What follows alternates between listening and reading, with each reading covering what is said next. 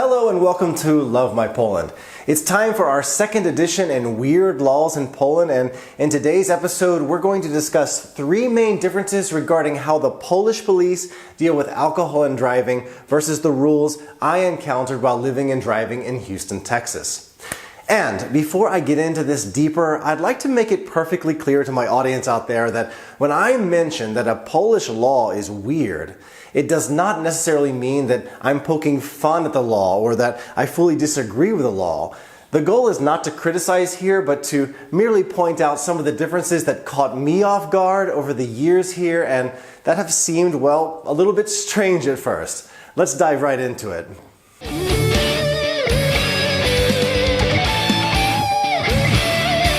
As you likely already know, the state of Texas, where I grew up, is famous for its tough laws on many crimes, and their view on alcohol is no exception. The slogan, "Don't mess with Texas," is very real, and it goes far beyond just littering the roadways. My Polish friends and students here are blown away when I tell them that Texas has a strict no open alcohol container law, meaning that absolutely nobody in the car is able to open up an alcoholic beverage and consume it under any circumstance while the vehicle is in motion. So, upon moving to Poland years ago, you can imagine what a highly odd experience it was for me as a driver to see my friends in the back seat cracking open beers and enjoying their trip. We were on the way down to the Polish mountains. I could not believe what I saw in the rearview mirror. It felt so wrong and so illegal, and I have to admit, even after all of these years, it still feels wrong. But you know, when I look at the law carefully, I think Poland's got it right. As long as the passenger doesn't get behind the wheel, he or she should be free to indulge and enjoy the road trip. In terms of the next law related to driving and alcohol, you might be surprised to learn how strict Poland is in terms of the blood alcohol content allowance, or the BAC.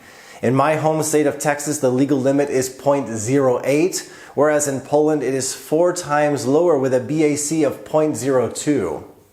What's more, Polish police seem to depend solely on the results of that breathalyzer and eventually blood tests, rather than to administer any kind of roadside field sobriety checks where drivers have to get out of their car and walk the line or, stand on one leg and keep their balance. In all of my years here, I have never heard of or seen the police doing this, but maybe someone out there has more information for us on that.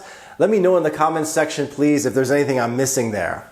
The bottom line, though, is always take an Uber or a taxi or get a designated driver if you have had anything to drink at all in this country, please.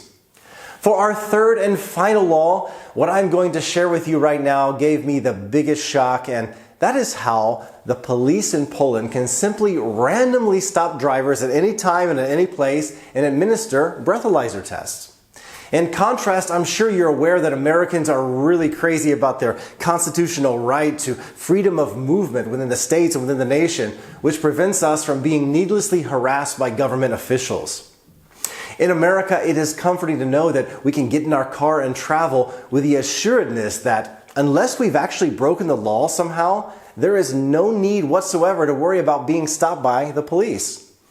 In cases of driving under the influence in the US, law enforcement must have a reasonable suspicion to believe a traffic offense has been committed or that the driver is showing some signs of being intoxicated or under the influence of narcotics. With that being said, though, there are some American states, this is a little weird, that do legally allow sobriety checkpoints, usually around the holiday times like Independence Day, where they set up these police checkpoints to randomly check cars and ask drivers to lower their windows where they can get a whiff of what's going on inside and have them answer a few quick questions. Many Americans think these checkpoints are kind of on the border of being constitutional, yet somehow they still exist there.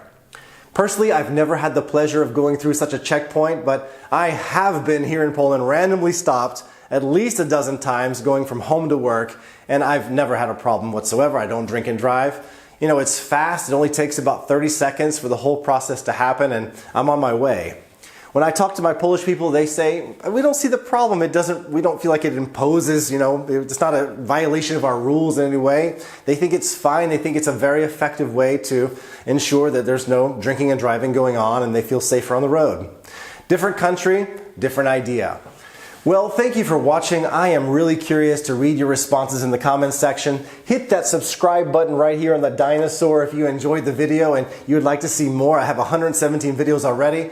The long May weekend starts right now here in Poland, so for my Polish people watching, I wish you a safe and happy Majówka. See you in the next episode.